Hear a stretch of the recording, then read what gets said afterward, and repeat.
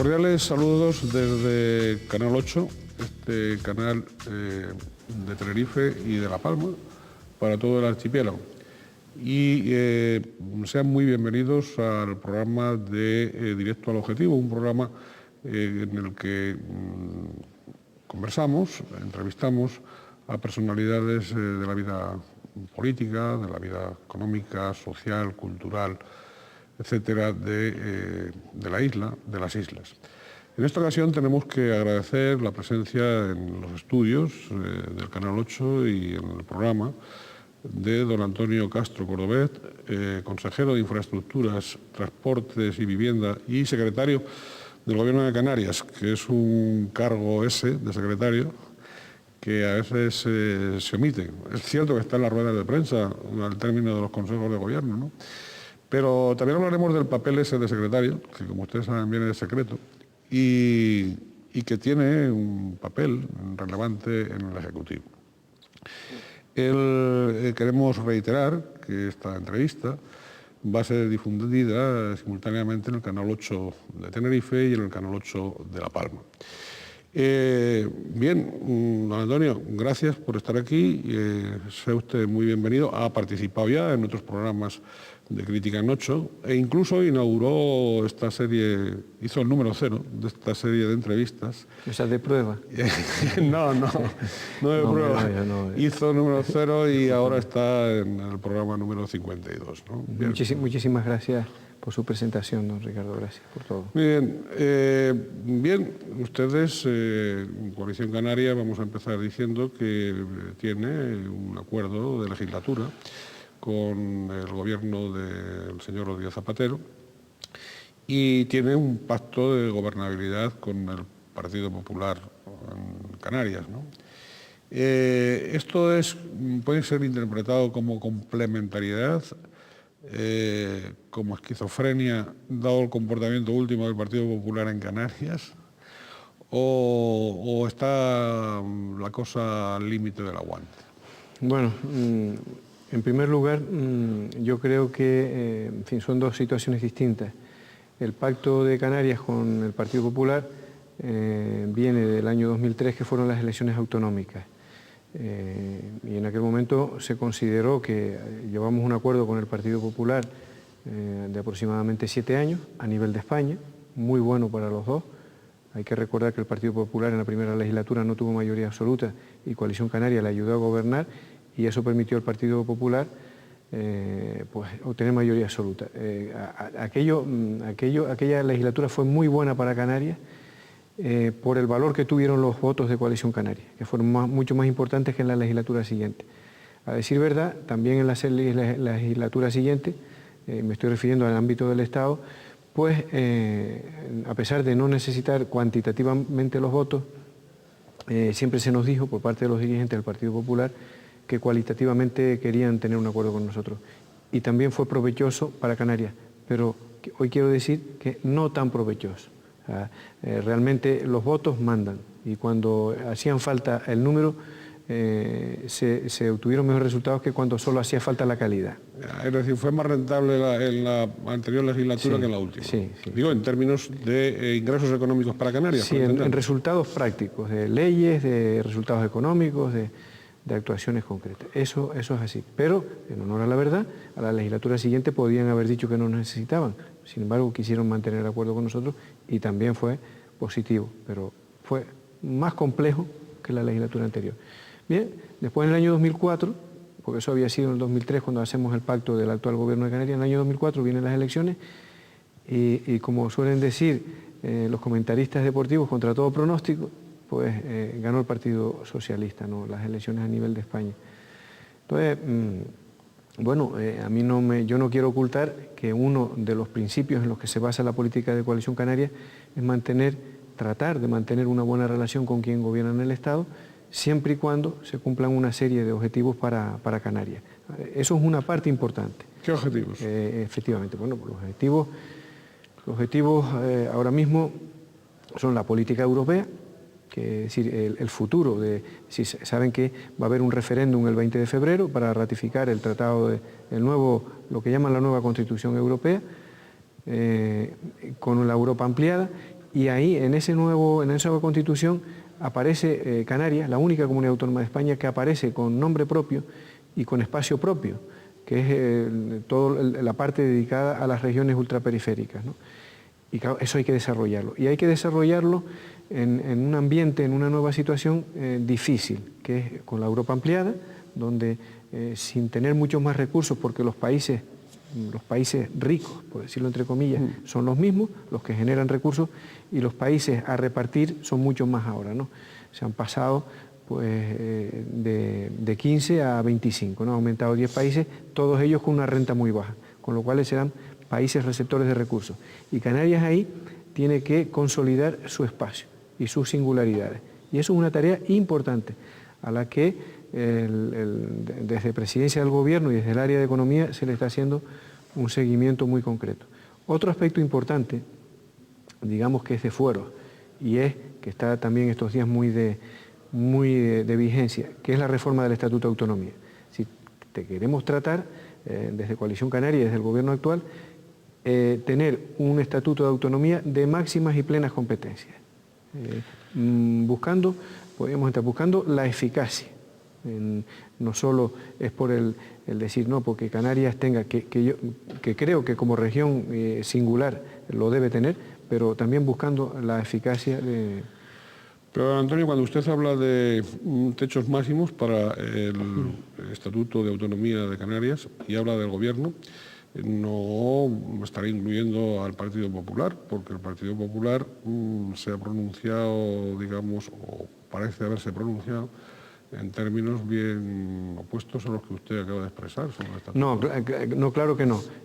Sí, ¿Será Coalición Canaria en el Gobierno o el Gobierno de Coalición Canaria, sí, no el Gobierno coaligado con el Partido Popular? Me faltaban que comentar dos cosas por lo que me decía que eran interesantes los pactos, pero bueno, las otras dos las comentaré, porque hemos hablado de Europa y del Estatuto de Autonomía. Entonces, refiriéndonos a esto en concreto, el acuerdo que nosotros pretendemos para el Estatuto es que salga lo más consensuado posible, y si fuera posible, por unanimidad desde el Parlamento de Canarias, pero a nivel de Estado, esa negociación va a ser entre Coalición Canaria y el Partido Socialista, claramente. No sé, si hay una negociación con el Partido Popular, es en el ámbito del propio Partido Socialista. Es decir, en estos momentos España la gobierna el Partido Socialista, y serán pues quienes son quienes tienen la responsabilidad de gobernar y gobernar el Estado. Entonces nosotros tenemos que, desde Coalición Canaria y desde el Gobierno de Canarias, tenemos que entendernos con ellos. Ahora, si el Partido Socialista a nivel de Estado quiere abrir una negociación con las otras fuerzas políticas para la reforma de los estatutos, que quizás lo haga, no será ese el papel que le corresponda a Coalición Canaria. Sí le corresponde ese papel a Coalición Canaria de tratar de consensuarlos con todos. Y es verdad lo que usted dice. O sea, tenemos en algunos aspectos tenemos grandes divergencias con el Partido Popular a la hora de la reforma del Estatuto de Autonomía. Menos, pero también las tenemos con el Partido Socialista. Y también tengo que decir que ciertamente el Partido Popular, ciertos postulados que mantenía cuando estaba gobernando, ahora ha cambiado, ¿no? Cuando está en la oposición, lo cual sea bienvenido, ¿no? Yo creo que un partido político, un gobierno tiene que tener criterios propios y mantener esos criterios y sus principios, pero bueno, también es verdad que si se está equivocado y se cambia, eso también es loable, ¿no? Sí, con respecto al Estatuto está claro que cualquier modificación del Estatuto de Canarias tendría que tener una mayoría cualificada tanto en el Parlamento Autónomo como en las Cortes Generales, ¿no? Con lo cual tiene que contar con los votos porque con los votos solos del Partido Socialista y de Coalición Canaria no alcanzan, me parece. Ciertamente. Tendrían que tener también los votos, o al menos en las Cortes Generales, del Partido Popular, ¿no? Bueno, no necesariamente. En las Cortes Generales se necesita mayoría absoluta. Por eso. No es mayoría simple, suponiendo que falten no sé cuántos diputados. No, si son 350, debe tener 176, sí. Y en el Parlamento de Canarias no todos depende que algunas disposiciones tienen que tener 2/3. 2/3. Sí. Bien, usted es fundador de API, de la agrupación Palmera Independiente, propulsor de las AIC, de las agrupaciones independientes de Canarias, valedor permanente y prudente del diálogo, digamos, equilibrado en Coalición Canaria. Pero parece que los personalismos de ICANN en Gran Canaria da la impresión de que han agotado el proyecto de coalición o están a punto de agotarlo, ¿no? ¿Caben otras composiciones o recomposiciones estables dentro de Coalición Canaria? En estos momentos yo no tendría una respuesta clara para esa pregunta, ¿no? Para ese interrogante.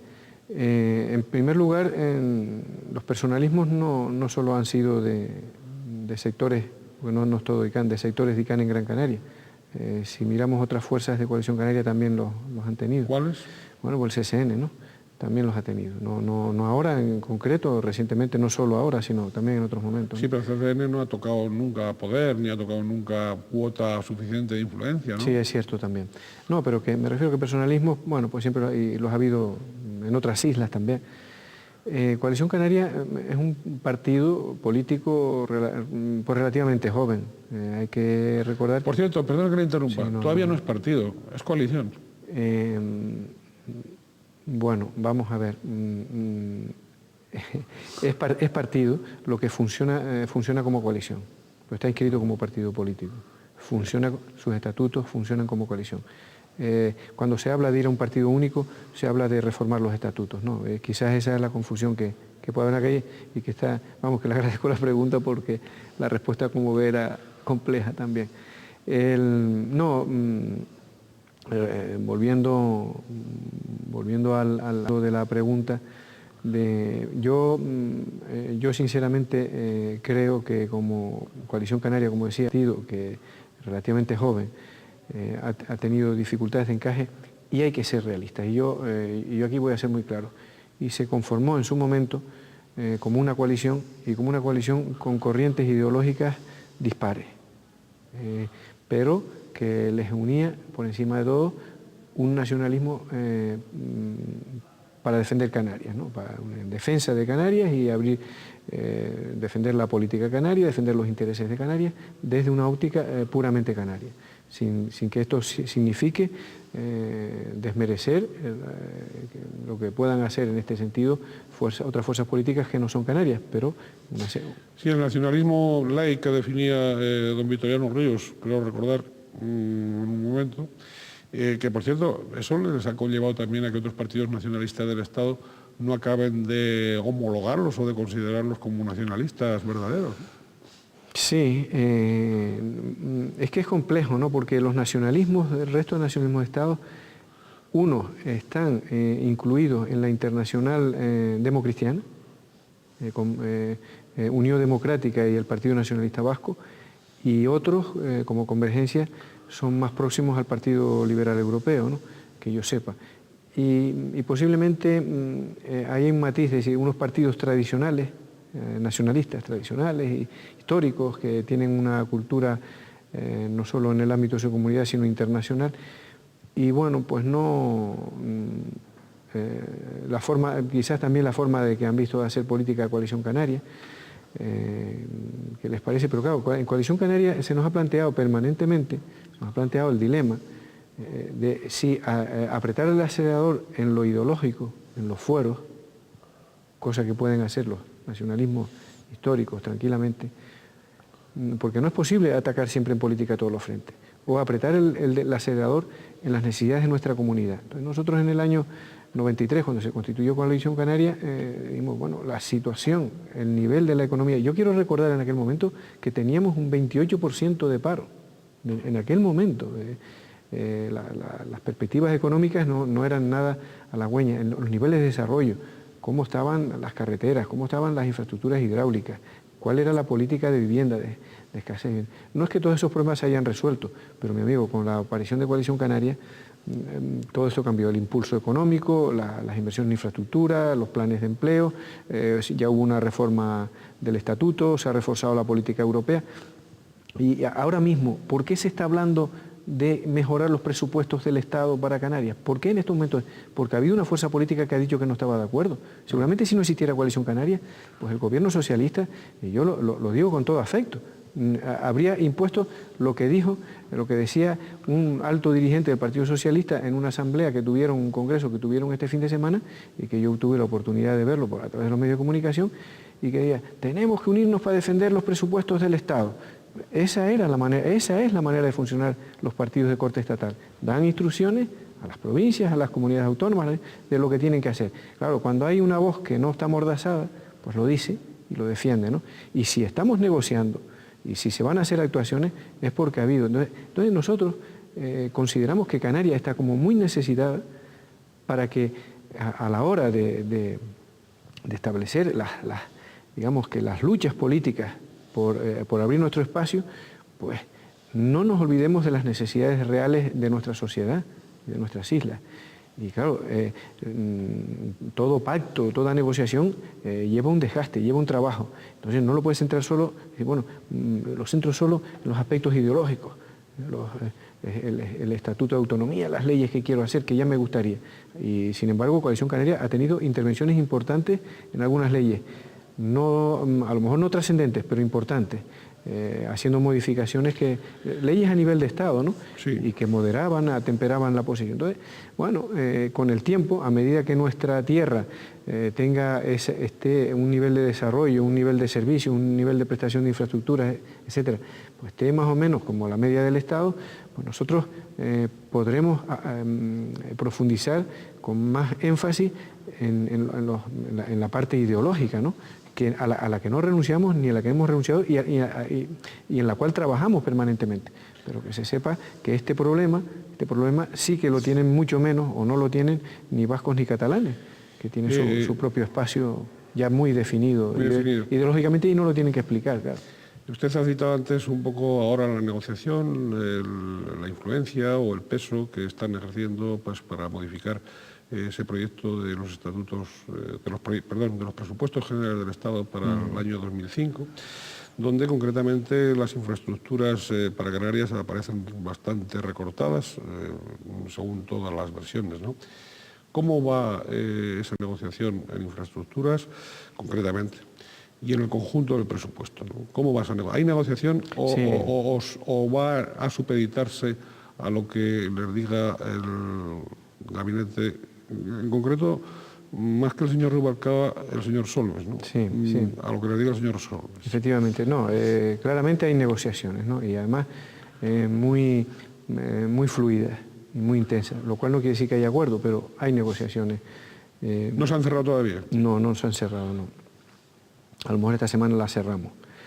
Esta semana todavía el presidente en este caso como portavoz de Coalición Canaria en las Cortes, Paulino Rivero, y yo mismo, un servidor, tenemos una reunión con varios ministros, en concreto con 2, y con el señor Rubalcaba, tratando de cerrar acuerdos. Y ya habíamos tenido una anterior con el señor Rubalcaba y el señor Solbes. Estábamos también don Paulino Rivero, don José Carlos Mauricio y yo también.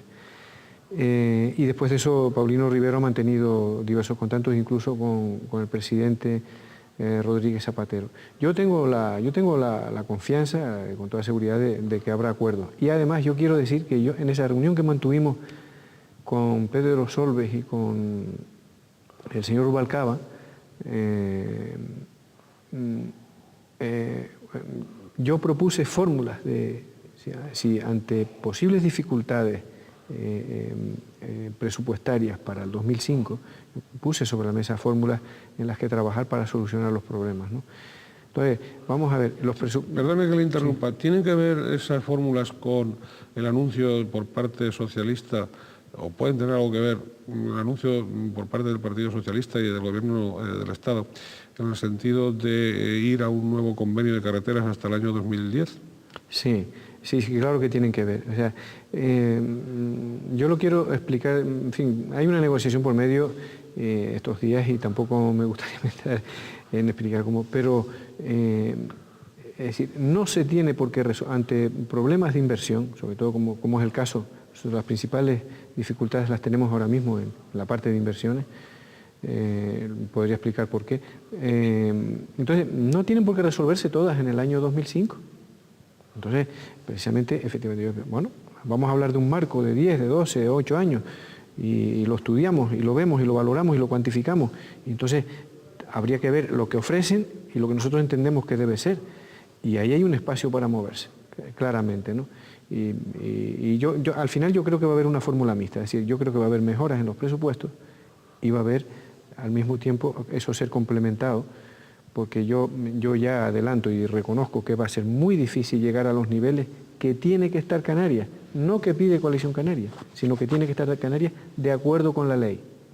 Luego, si a usted le parece, hablamos de esto para aclarar por qué. Entonces, como va a ser muy difícil que en el 2005 lleguemos a esos parámetros, pues hay que buscar salidas, ¿no? Y las salidas es que una parte se puede resolver directamente incrementando los presupuestos de 2005 y otra estableciendo un marco de compromiso de que el valor absoluto de la cifra que corresponda se redistribuye y se equilibre a lo largo de unos años, ¿no? Sí, pero esa fórmula de los convenios de carreteras, como usted bien sabe, porque los ha negociado en etapas anteriores, con gobiernos anteriores, ha sido perjudiciales sobre todo para la isla de Tenerife, porque otras islas sí que han seguido un ritmo de ejecución que no se ha seguido en Tenerife, y ahora Tenerife se encuentra a la cola de esas inversiones. No, a la cola no, pero no está equilibrada con Gran Canaria. No está equilibrada, pero además de que no está equilibrada, si usted plantea el esquema de hasta el año 2010, que no sabemos si en el año 2010 gobernará el señor Rodríguez Zapatero o no, y antes, no es volver a aplazar esa diferencia en perjuicio de Tenerife, naturalmente. Bueno, son dos asuntos que son de un mismo problema, pero son dos asuntos que requieren un análisis por separado. En primer lugar, un convenio de estos cuando se firma, está aprobado por el Consejo de Ministros y es entre administraciones, es entre gobiernos, y eso obliga. Pero no le ha obligado al gobierno Rodríguez Zapatero las inversiones que había comprometidas anteriormente. Sí. Lo que pasa es que nosotros venimos denunciando, y está en las actas de las comisiones mixtas desde hace 2 años, que Canarias, con el convenio actual como estaba, hay que recordar que fue negociado en 1996, y lo que no podíamos predecir ni el gobierno del Estado ni el gobierno de Canarias en aquel momento, cómo iba a evolucionar la inversión en el Estado y cuál iba a ser el comportamiento de esa distribución, de la distribución de esa. Entonces, el convenio se ha cumplido escrupulosamente. Pero no en Tenerife. Sí. Lo que tenemos que ver es en Canarias. Se ha cumplido, al milímetro. El convenio tenía de inversiones 14.000 millones de pesetas año, y eso se han cumplido. Otra cosa es que en estos momentos Canarias está por debajo de la media de la inversión del Estado. Y por otro lado, las obras que se han hecho han costado más, y por otro lado, las obras que dan por hacer cuestan más. Entonces, estábamos ante una situación de que se necesita, primero, que el Estado cumpla lo que dice la Ley de Régimen Económico Fiscal, que Canarias tiene que tener la media de inversión del Estado per cápita. Eso lo dice la Ley de Régimen Económico Fiscal de Canarias. Entonces, estamos como al 50% de ese objetivo. Segundo. ¿Todavía? ¿A esa distancia? Sí, más o menos. Sí, aproximadamente, sí. Hay que contar puertos, aeropuertos, carreteras, todas las infraestructuras, las grandes infraestructuras. Sí, sanidad, educación, todo lo que se inverga, ¿no? Sí, sobre todo las infraestructuras. Entonces, además, hay que añadir que, es decir, si seguimos con esos niveles de 14.500 millones de pesetas año, pues la inversión que se previó para 10 años, pues puede tardar 20 o 25. Entonces, como comprenderá, pues las cosas han cambiado de tal manera que se necesita, primordial, que se ponga la inversión que a Canarias le corresponde, que es la media, y no la máxima, que no estamos pidiendo la máxima. Podemos decir, bueno, pues queremos, por ser una comunidad alejada, no sé qué, queremos estar a la cabeza, ¿no? Como Cataluña o Andalucía, que además este año despegan enormemente, ¿no? No, la media. Y luego los planes de carretera se tienen que hacer. ¿Qué pasa con Tenerife y Gran Canaria? Yo no, francamente, bueno, pues eso requeriría casi un programa para explicarlo, pero bueno, se han hecho inversiones importantes en los dos sitios. Lo único que usted me reconocerá, que en Gran Canaria hacen plataformas para que las cosas se hagan, y en la isla de Tenerife se han hecho plataformas para que no se haga la carretera del norte, para que no se haga la carretera del anillo de circunvalación, que es muy contestado en sectores medioambientales, etcétera, etcétera, ¿no? Pero los gobiernos están para gobernar. Se han modificado los planeamientos, etcétera. Sí, pero el gobierno está para gobernar, pero en este asunto esto es competencia de muchas administraciones, no solo del gobierno de Canarias. Y nosotros aquí, es decir, el último eslabón de la cadena es la Consejería de Infraestructura. ¿Por qué? ¿No es el primero? Porque nosotros somos los constructores. El planeamiento, el plan municipal es competencia de los ayuntamientos. El plan insular es competencia de los cabildos.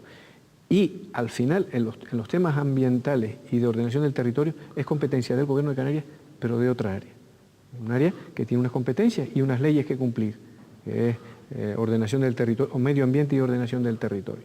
Y nosotros tenemos que esperar a que todos esos ámbitos decidan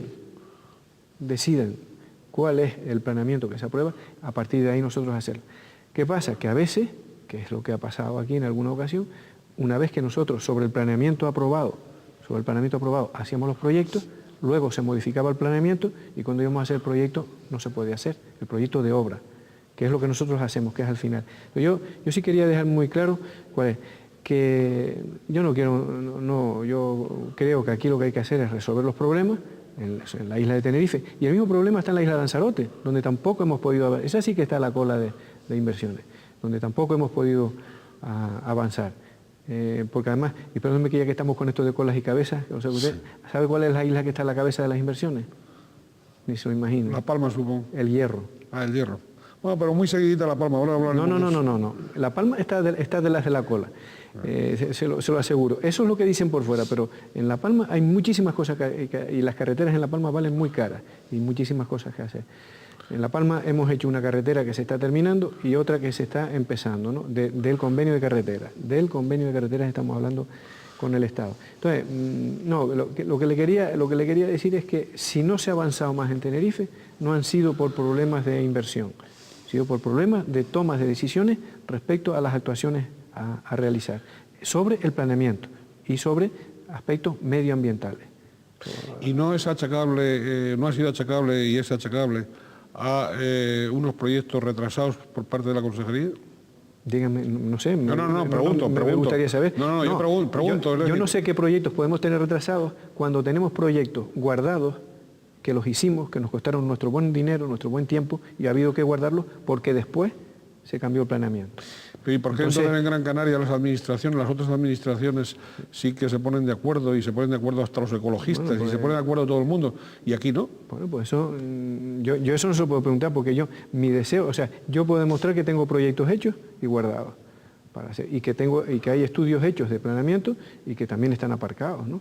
Y hechos sobre, de planeamiento no, de trazado, que es una competencia nuestra. El planeamiento corresponde a otra, sí, de trazado. Y bueno, pues yo también, vamos a ver, yo también puedo entender esos posicionamientos y los puedo respetar. Lo que efectivamente, lo que yo creo que no, lo que no podemos estar perdiendo tiempo es en la falta de tomar decisiones, ¿no?, respecto a esa. O sea, la isla, el plan insular de la isla tiene una red general en la isla de Tenerife. Bueno, pues si se tiene, esa por unas veces por el Gobierno de Canarias, por ámbitos en el ámbito de ordenación, sí, del territorio, se ha modificado, y otras veces por otras administraciones, locales o insulares. Claro, así, en un departamento de infraestructuras cuyas actuaciones son complejas, requieren tiempo, pero no porque nosotros queramos, sino tiempo porque es que hay que tenerlo. No, es que la ley tiene plazos para una información pública, para una licitación, para una contratación, para la elaboración de unos pliegos de condiciones. O sea, tiene unos trámites precisos que hacer. Entonces, a medida que esas decisiones no se toman, se van retrasando en el tiempo. Y en esta isla pues se ha optado por, yo creo que un criterio, en algunas ocasiones a mí me da la impresión que desmedido, en otras tal vez no, pero en las ocasiones desmedido, de respetar el medio ambiente y el territorio como si fuera intocable. Entonces hay que proteger lo que es protegible y hay que hacer las infraestructuras mínimas necesarias para que la calidad de vida, el desarrollo económico, el desarrollo social, para que podamos tener actividad económica que genere recursos, que mantenga unos servicios públicos de calidad, como pueden ser la sanidad, la educación, la justicia, etc. Y claro, bueno, pues si entre ese dilema, es decir, no toco la naturaleza, ¿por dónde la toco? No se toman decisiones, las obras no se pueden hacer, ¿no? Es evidente. Don Antonio Castro es, corríjame, pero es usted el consejero del gobierno autónomo, digamos, de mayor antigüedad y con mayor experiencia gubernamental en distintos departamentos, no en la misma consejería, pero sí en el conjunto del gobierno, ¿no? Aparte de que, como decíamos antes, ser secretario del Ejecutivo, ¿no? ¿Es difícil la gobernabilidad del archipiélago, dada su experiencia, su permanencia, esa antigüedad que usted tiene en el Ejecutivo, ¿no? ¿Es difícil la gobernabilidad del archipiélago? Sí, es muy difícil, porque además hay que hacerlo compacto. Después las condiciones de cada isla son distintas. Hay una rivalidad muy fuerte entre las dos islas mayores, las dos islas más pobladas. Tenemos la condición de territorio. Pensemos una cosa, es decir, si todas las islas estuvieran unidas en un territorio único, no harían falta 7 cabildos, no tendríamos 8 aeropuertos, posiblemente necesitáramos la mitad de los hospitales, habría muchos menos ayuntamientos, habría menos puertos, por lo tanto habría menos gasto público y habría una facilidad mayor incluso para el desarrollo, ¿no? ¿Por qué estoy diciendo esto?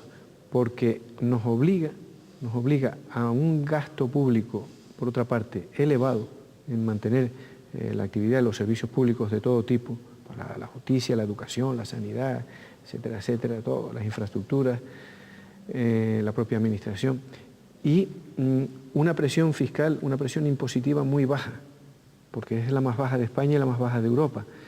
Y claro, dar respuesta ante un planteamiento de esas características, dar una respuesta a la sociedad no es fácil. Es decir, los ayuntamientos necesitan infraestructuras, piden recursos del gobierno, los cabildos lo mismo, el gobierno tiene que dar su propia respuesta. Nadie es partidario de subir los impuestos, el diferencial fiscal lo hemos tenido. Y entonces hemos montado además un sistema administrativo y de financiación con una importante aportación de fuera. O sea, posiblemente de cada euro que se gasta en Canarias, 3 vienen de fuera. Luego tenemos una dependencia, además, exterior tremenda. Los recursos que vienen de fuera normalmente vienen dirigidos, o sea, no son para que se pueda hacer lo que, sino que, bueno, pues ya vienen mediante planes, viene la sanidad, viene la educación. Entonces, si al hecho de la singularidad de cada isla, si al hecho de posiblemente del atraso que se tienen en muchas infraestructuras, en algunos servicios, sobre todo en determinadas islas, unimos el enorme coste administrativo, el enorme coste social, el coste social importantísimo. Canarias en gasto social está de las primeras comunidades de España.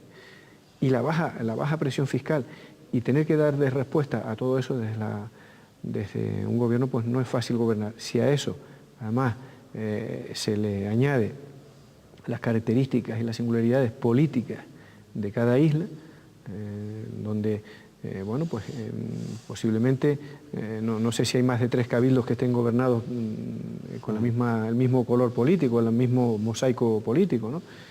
Y además, si a eso se le añade que en Canarias, hasta ahora, y yo creo que preveo que en el futuro vuelva a ser lo mismo, nunca ha habido y no va a haber mayorías absolutas y por lo tanto son gobiernos de pacto que a veces, bueno, pues está que una parte del gobierno está más representado en un sector del territorio y otra en otro, ¿no?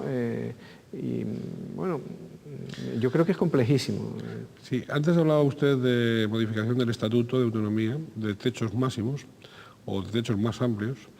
pero no ha hablado del sistema electoral y sí me gustaría preguntarle por su criterio sobre el actual sistema electoral y su necesidad o no de cambio. Bueno, yo creo, si me lo permite don Ricardo, que yo en esto he sido claro toda mi vida, he sido coherente y está claro que yo soy partidario de modificar el sistema electoral que está en vigor y volver al inicial, ¿no?, que se tuvo en el Estatuto de Autonomía. Segundo, a mí me parece que ya debemos resolver este asunto. Llevamos 22 años de Estatuto de Autonomía, posiblemente cuando se apruebe este llevaremos 23 o 24, y sí, seguimos regulándonos por una disposición transitoria, que su nombre lo indica, que es para que sea sustituida. Ahora, como he hecho siempre, y como debe ser, he aceptado y aceptaré lo que quiera la mayoría. Eso es una decisión que no le corresponde exclusivamente a La Palma, ni me corresponde a los diputados de Coalición Canaria por La Palma, eso le corresponde a todos los diputados de Canarias y tendremos que aceptar lo que quiera la mayoría y en este caso además pues lo que quiera la mayoría de mi grupo parlamentario, que yo puedo tener unas ideas y otras personas pueden tener otras ideas, pero si cada vez que no estamos de acuerdo con las ideas de la mayoría pues nos dedicamos a armar la guerra por nuestra cuenta, las batallas por nuestra cuenta, bueno, pues esto no es ni es democracia ni es Estado de Derecho, entonces tendremos que aceptar. Ahora, que se sepa bien claro, que yo creo que ese es un asunto que hay que resolver definitivamente y esto yo nunca lo he ocultado y en ese sentido lo saben mis compañeros de partido, desde el presidente del gobierno al presidente del partido y mi portavoz del grupo parlamentario y las personas que lo tienen que saber. Es decir, volver a los porcentajes anteriores. Sí, exactamente. Sí, me parece que es desmedido que si por la razón que sea el 30% de los ciudadanos de una isla deciden votar a una opción política, ¿por qué se le niega la representación en el Parlamento? Es que es el 30%, ¿no? Que no es un 5 ni es un 10. Estaba al 20, que ya era bastante. Entonces nosotros creemos que debería estar entre el 10 y el 15, sabemos que volver a ir a esa cifra será prácticamente imposible. Yo quiero recordar, porque yo estuve en el primer Estatuto de Autonomía, aunque no participé activamente, pero estuve delante yo era joven, muy joven, entonces, y las personas mayores que estaban allí trabajando, pero yo estaba con ellos, también opinábamos y demás. El planteamiento era un 10 y al final el problema era que un 10 era mucho para las islas grandes y les parecía poco para las islas pequeñas. Le cuento esta pequeña historia porque quizás se va a saber. Entonces se buscó la doble fórmula y es que era el 3% a nivel autonómico sí, o el 20% insular. De manera que, claro, que el 3% en la isla de Tenerife, por ejemplo, el 3% de todo Canarias supondría a nivel insular un 10, un 11%. Claro, suavizaba un montón la posibilidad de entrar en una lista independiente, insular, por la isla de Tenerife o Gran Canaria. Y a las islas, para las otras, por eso se puso la doble fórmula, para que si alguien en una isla grande iba a hacer a presentar una opción de esas características, no le fuera, porque claro, el 20% en Tenerife sería una barbaridad. Ahora esas cifras están, si mal no recuerdo, en un 6 y en un 30, que son muy fuertes también, un 6 también en la isla de Tenerife muy fuerte y un 30 pues para una isla pequeña me parece que es una barbaridad. Y yo no lo estoy defendiendo eso por intereses de Coalición Canaria o de La Palma, sino lo estoy defendiendo o lo defendemos desde nuestra isla por un planteamiento democrático. Es decir, si hay ciudadanos que discrepan con quien gobierna, y son capaces de reunir el 30%, el 20% en este caso de los votos de una isla, pues deben estar representados. Es lamentable que hay opciones políticas que han obtenido el 29% de los votos en una isla, las han ganado con el 29%, y se han quedado fuera. Sí. Y los demás se reparten los escaños. Eso democráticamente es insostenible. Y yo lo defiendo, es este el criterio que yo me baso. Es en buena democracia, me parece que eso no... Esto, siempre usted sobre la base de 60 diputados, no haría falta más. A todo, ¿no? O sea, punto 1, eso se debe resolver en la reforma del estatuto, en mi opinión personal. Punto 2, hay que corregir los porcentajes. Punto 3, no se deberían modificar los parlamentarios. Pero claro, todo eso en su conjunto es negociable, claro. No sé si me explico qué. Bien, su nombre, el nombre de don Antonio Castro Cordovez, ha sido barajado en varias ocasiones como más que probable candidato a la presidencia del Gobierno autónomo. Digamos que como alternativa a ese turno, vamos, entre comillas, a ese turno de presidentes tinerfeños y gran canarios, ¿no? Con la excepción de don Fernando Fernández, que era palmero, ¿no? Y que duró poco, por cierto. ¿Le ha asustado a usted esa expectativa o dicho en otra clave? ¿Ha habido motivos que han impedido que cuajara esa propuesta de que usted fuera presidente? Bueno, presidente no lo sé, candidato sí. Candidato. Sí, sí, en el pasado sí. ¿Ha habido motivos que han impedido la consolidación? Sí. ¿Cuáles? Ha habido, bueno, ha habido digamos, rechazo, ¿no? por algunos, por alguien o por algunas corrientes, y yo en esas condiciones no, o sea, yo no me voy a meter en una aventura, no voy a meter en una aventura a mi partido y a nuestra isla, el partido de La Palma, no voy a meter en una aventura para guerras por este tipo, ¿no? O sea, estas cosas. Los candidatos, yo entiendo que un candidato a presidente del gobierno debe tener el más amplio consenso posible para que pueda gobernar,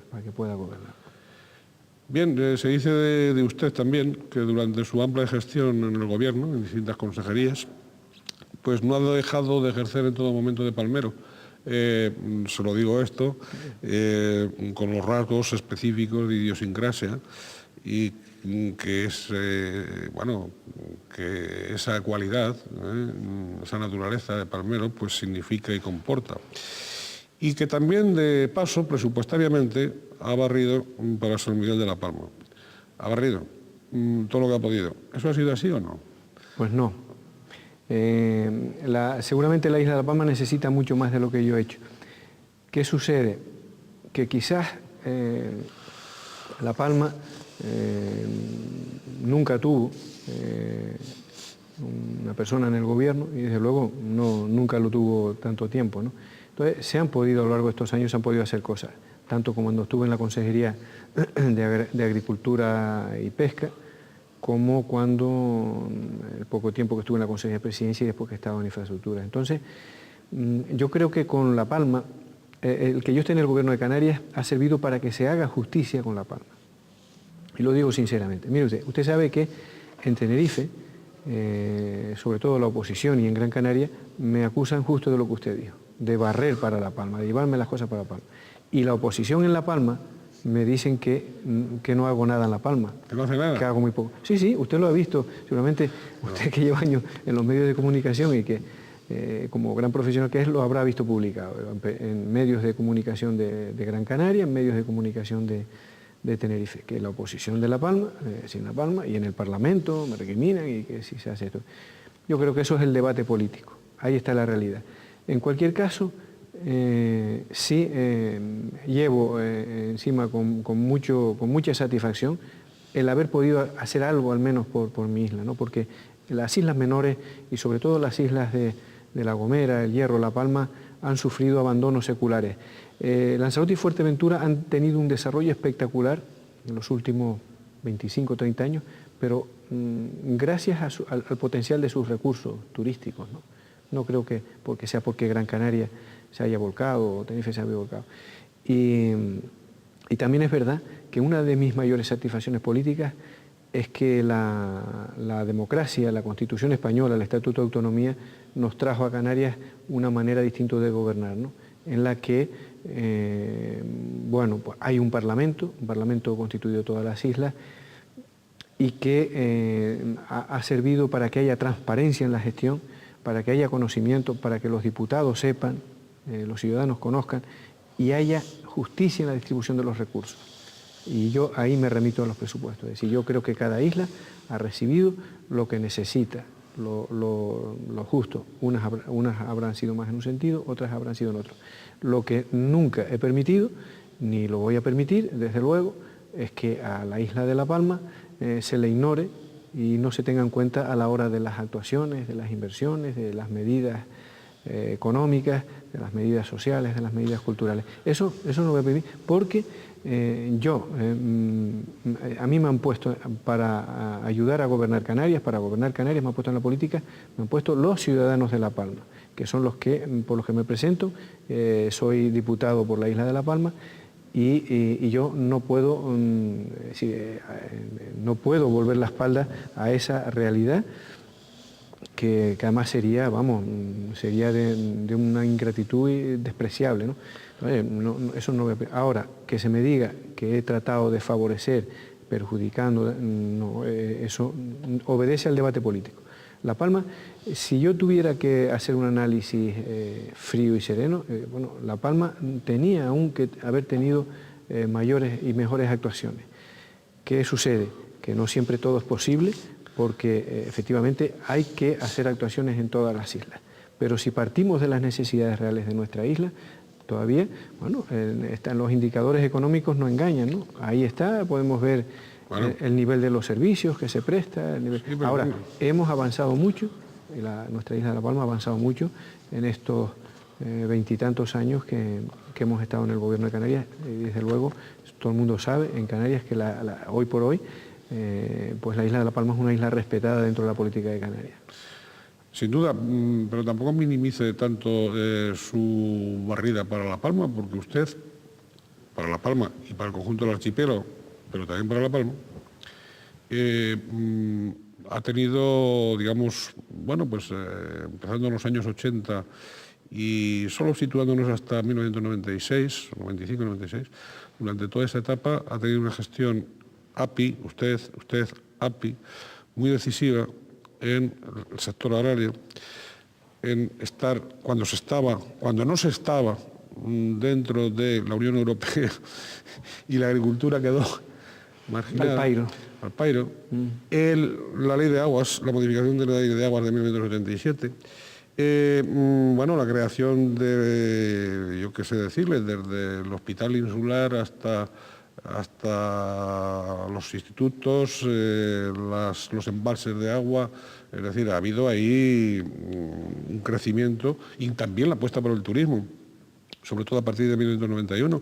Ha habido ahí una gestión muy incentivada por el consejero don Antonio Castro, no se minimice, ¿no?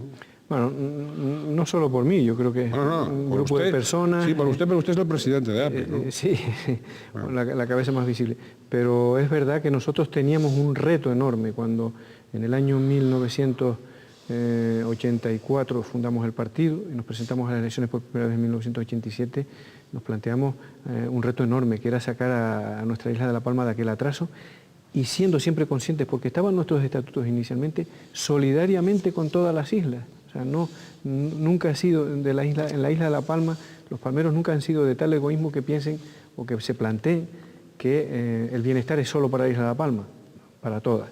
Ahora, claro, si se pasa de etapas, de años y años en que se había hecho muy poco, de que entramos en una etapa de incertidumbre con el plátano, con las leyes de agua, bueno, pues efectivamente los cambios después son espectaculares en sanidad, en educación, en infraestructura, en el desarrollo económico, en garantías del futuro de sectores agrarios claves, el despegue en las comunicaciones, los transportes.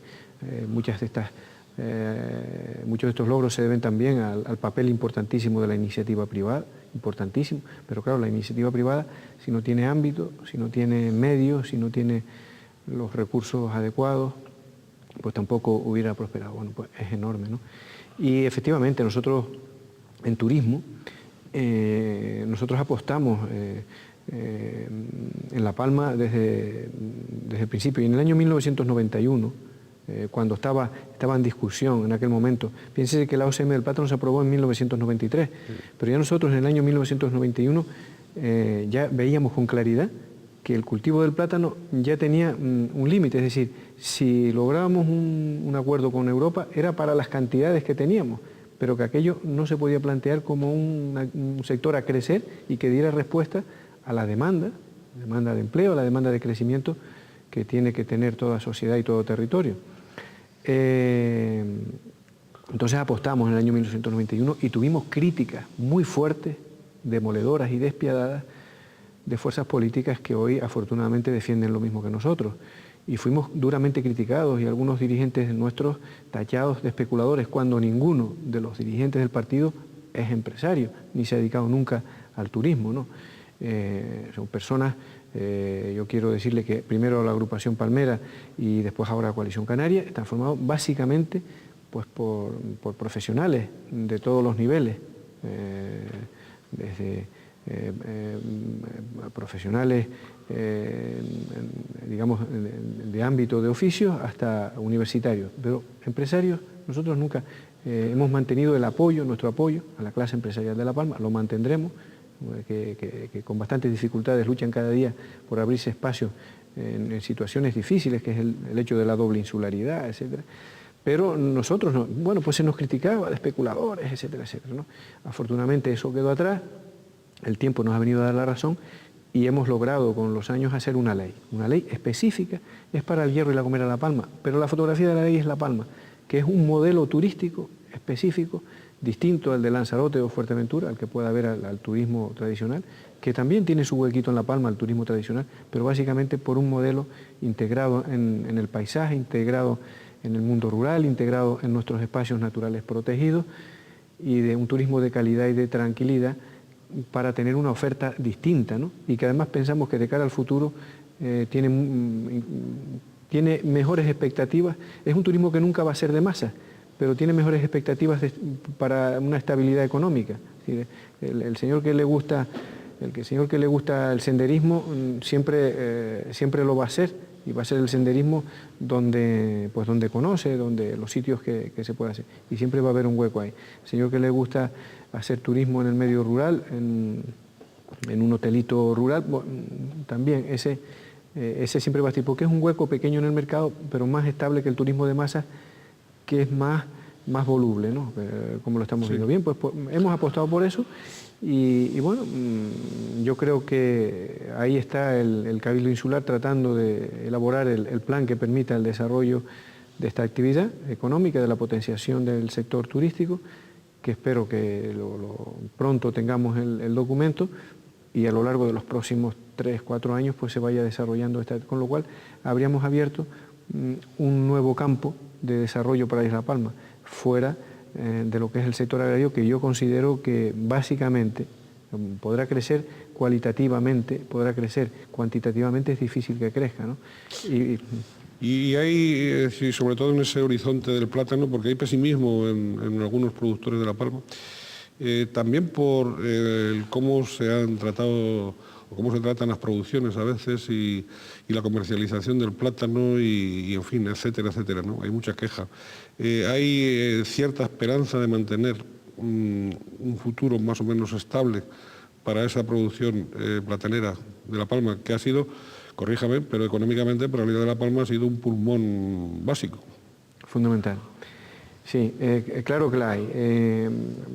Ya hace tiempo, desde que se hizo la OCM, se aprobó la Organización Común de Mercado del Plátano en el año 1993 por Bruselas, ya lo veníamos diciendo desde aquella época, el trabajo mayor hay que hacerlo en Canarias, y ahí, en el aspecto organizativo, se ha hecho, digamos, mucho en las formas, y en el fondo yo humildemente entiendo que poco, porque es como dice, si pintas la casa, la pintas todo, pero los muebles siguen igual, los muebles siguen viejos, ¿no? La Unión Europea en cualquier caso va a garantizar las producciones plataneras y establecer mecanismos de ayuda y de compensación de rentas y demás. Entonces yo creo que mientras no logremos la necesaria unidad en la gestión y realizar gestión en el sector platanero, y gestión es organizar la producción, organizar la comercialización, no que un agricultor cultive los plátanos, es decirle que lo haga bien, cuántos kilos me trajiste, los peso, los mando para allá, a ver cómo me los pagan porque el otro los mandó. No, eso no es gestión. Gestión es prever la producción, prever cuándo va a venir, prever cómo están otros mercados, cómo están otras zonas, qué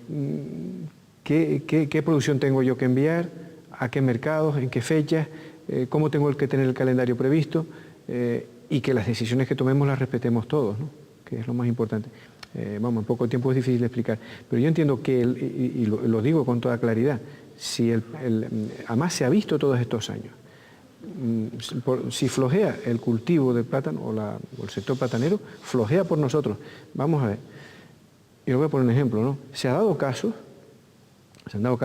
y con frecuencia, o más frecuencia de la deseable, de enviar plátanos para la península y cuando el agricultor va a cobrarlos, decirle, no, usted tiene que darme dinero, el agricultor a la cooperativa. ¿Pero cómo es posible? Entonces, ¿para qué los manda usted? Déjelos aquí, para cobrar la ayuda. Es un error, porque la ayuda es un mecanismo que hay que tenerlo en cuenta, o está ahí, para cuando no me funciona el mercado.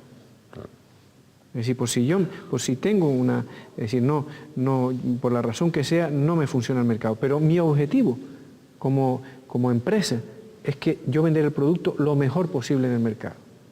Y no mandar para allá, para pesar kilos, para que me venga una ayuda. Eso destroza lo que es el esquema de la OCM del plátano. Lo destroza y destroza lo que es un principio de una gestión empresarial. Entonces, las ayudas están, pues para cuando me hacen.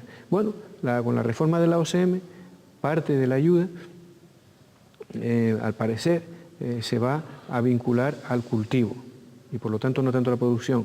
A ver si con este nuevo sistema pues se hace que no se estén tan pendientes de mandar, porque vamos, es que es la antítesis de lo que es una buena gestión, ¿no?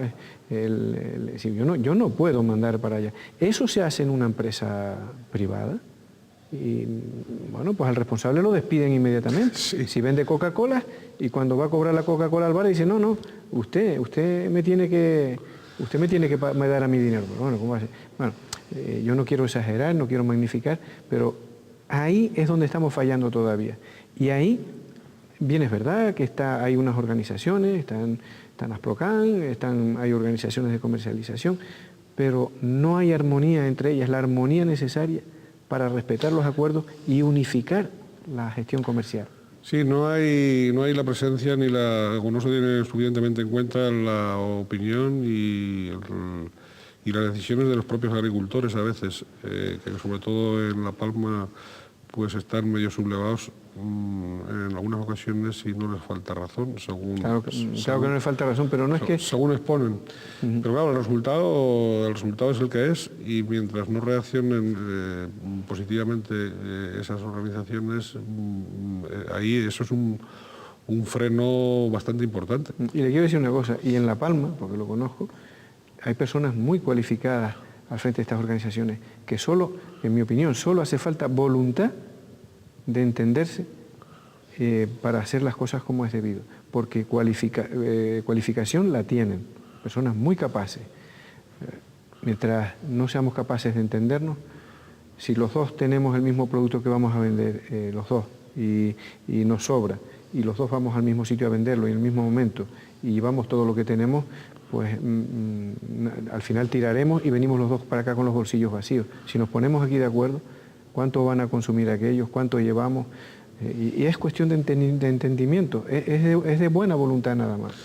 Sí, cuando usted dice que no barre para La Palma, señor consejero... Esta tarde estoy barriendo demasiado. De infraestructura. Hombre, es que estamos también atendiendo el interés, claro. no solo de los tinerfeños, sino también de los palmeros de La Palma y de los palmeros residentes en Tenerife, y por lo tanto ya anunciamos que este programa va a ser emitido tanto por el canal 8 Tenerife como por el canal 8 La Palma, un nuevo canal en la Isla Bonita, que el antiguo canal 9 para entendimiento de los televidentes palmeros, que ha pasado a ser canal 8. Bien, y por eso hablamos tanto de La Palma, ¿no? Lo sé. Bien, pero hablar de La Palma es hablar de Canarias. Sí. Pero dice usted, no es barrio, pero mire usted, el Drago, Santa Cruz de La Palma, la avenida Bajamar, el túnel de la cumbre. ¿Es el que le llaman el túnel del consejero, por cierto? No. Bueno, eso es otro. ¿Y el túnel que llaman el túnel del consejero? El túnel del consejero. Es en honor a Ildefonso Chacón. Yo le explicaría por qué. Todo el mundo se lo achaca a usted. No, claro, porque lo hice yo. Claro. Porque llegó Ildefonso Chacón allí y dice, aquí hay que hacer un túnel, pero se fue el pobre y no pudo hacerlo, ¿no? El enlace del hospital. Sí, pero usted recogió el testigo. Sí. En la carretera del norte, tramo de La Galga, San Andrés y Sauces, la circunvalación a Santa Cruz de la Palma. Bueno, aparte de otras numerosas obras menores y otras vías, mejoras de vías, etcétera. Pero después los puertos de Tazacorte, San Andrés y Sauces, los trasvases del agua del noroeste al suroeste. Eso sí que ha sido una suerte. Del suroeste, sí. El canal del noroeste, el canal de Barlovento, Fuencaliente. Bueno, la nueva terminal del aeropuerto, porque no nos habla de ella. Es decir, oiga, Sí. usted ha barrido. Sí, bueno, ahí nos hemos estado preocupando todos, también el presidente del Cabildo, como senador, que en nuestro aeropuerto ya venimos trabajando yo desde la legislatura pasada. Esa obra ya tenía que haber comenzado y por problemas de AENA, que yo conozco, ¿no? Pero bueno, no es el caso aquí citar, se ha venido dilatando hasta ahora. La terminal del aeropuerto de La Palma se ha quedado pequeña. Sí. Es una terminal para aproximadamente 250.000 pasajeros y francamente debe estar por más de 400.000 pasajeros. Entonces va a ser una terminal para 800 y pico mil pasajeros, ¿no? Que se necesita. Y con una nueva plataforma de aparcamiento mayor, porque están operando aeronaves mayores que las que operaban. Y sí, esto es una inversión del Estado y que nosotros hemos estado moviendo desde hace años, ¿no? Batallando. Oye, ¿y el túnel del consejero? Aclare la anécdota esta del túnel. No, el túnel del consejero no es el túnel de la cumbre. El túnel de la cumbre es un proyecto nuestro, de mi etapa como consejero, la idea, el proyecto, directamente, ¿no? Muy estudiado, fue muy consultado y por eso yo estaba seguro de cuando lo íbamos a hacer, a pesar de que hubo críticas, ¿no? Numerosas críticas que se han acabado, claro, después de que se está usando el túnel. Críticas en contra de que no se hiciera que el túnel, que para qué. En fin, no... vamos a mirar. Entonces, el túnel del consejero es un túnel pequeñito de aproximadamente, pues podrá tener 106 metros aproximadamente, creo que tiene, no sé si llega. Está yendo al norte, porque el túnel este de la cumbre está yendo hacia al suroeste, ¿no? Entre Santa Cruz de la Palma y los Llanos de Arrianes. Pero ese otro es una carretera antigua que hacía curvas y curvas, y entonces estamos arreglando la carretera y Ildefonso Chacón, fue compañero mío de gobierno, gran amigo, pues fue por allí como consejero, le debieron explicar el problema y dice, nah, esto aquí, hagan un túnel aquí. Pero bueno, se fue don Ildefonso Chacón, vino otro consejero, no vamos a decir el nombre, vino otro, y vino otro. Y hasta que llegué yo, que fue cuando se hizo. Y lo hizo entonces se quedó el nombre del consejero porque los técnicos, sí. Lo llamaban el nombre del consejero, los técnicos de la consejería. Y claro, eso va de señor por abajo, pero yo cada vez que me dicen el túnel del consejero, pues me acuerdo a mi amigo Ildefonso Chacón, y le dije, bueno, le pusiste el nombre, pero lo hice yo, ¿no? Don Ildefonso Chacón, que también barrió lo suyo para Fuerteventura, sobre todo en obras públicas. Oye, y ahora que se habla de un túnel bis, ¿cuál es? ¿A qué túnel se refieren? Ahora se está hablando de un túnel bis, es decir, es un túnel... ¿En la Isla Palma? Sí, es otro túnel, aparte de estos que tenemos. No conozco yo ningún túnel que se vaya a hacer nuevo, ¿no? Francamente, ¿no? Túnel importante. Algún túnel de las carreteras del norte que son por zonas muy abruptas y puede que algún túnel pequeño, pero túnel grande no. Ahora bien, lo que sucede es que el túnel de la cumbre está diseñado para que en su día el trazado de la vía está perfectamente estudiado para que dentro de muchos años, pues, si el tráfico lo requiere, se desdoble. Pero vamos, eso le puedo asegurar que ni en 20 años, ¿no? Muy bien, don Antonio, se nos ha ido el tiempo. No sé yo qué túnel, no sé si yo estaré despistado de algún túnel. Pero lamentablemente, no se preocupe. Lamentablemente se nos ha ido el tiempo. A mí me hubiera gustado pues continuar esta conversación, esta entrevista con usted, no solo sobre aspectos de la isla de San Miguel de la Palma, sino también sobre la política general de todo el archipiélago y sobre esos, yo diría que escandalosos retrasos que padece Tenerife en sus infraestructuras, ¿no? Me hubiera gustado hablar mucho más, pero quiero agradecerle su presencia, agradecerle su palabra. Usted no ha rehuido ninguna pregunta, es cierto que en alguna ha timoneado, pero evidentemente, sobre todo cuando le pregunté por la posible recomposición de esa coalición canaria que está en veremos, pero evidentemente yo no puedo competir con las dotes diplomáticas de un palmero de pro, ni con la experiencia de un político bueno, debidamente acreditado, como es don Antonio Castro. Gracias. Aquí tiene usted un canal pluralista, un canal abierto, un canal respetuoso con todas las ideas, respetuoso con el bien común de Canarias, del archipiélago, siendo un canal tinerfeño y también palmero. ¿Usted quiere agregar algo? Nada, muchísimas gracias y desearle suerte en esta nueva etapa que inicia de programación y emisión en la isla de La Palma. Sean en este caso bienvenidos y francamente desearles mucha suerte porque sé que son unos grandes profesionales. De verdad y de corazón lo digo además. Bien, pues muchísimas gracias a don Antonio Castro, muchísimas gracias a todos ustedes y como siempre suelo despedir mis programas, les deseo que sean ustedes lo más felices posibles, siempre en la consideración de que si quieren ser felices tienen que pensar también en los que tienen cerca. Muchas gracias y hasta el próximo programa.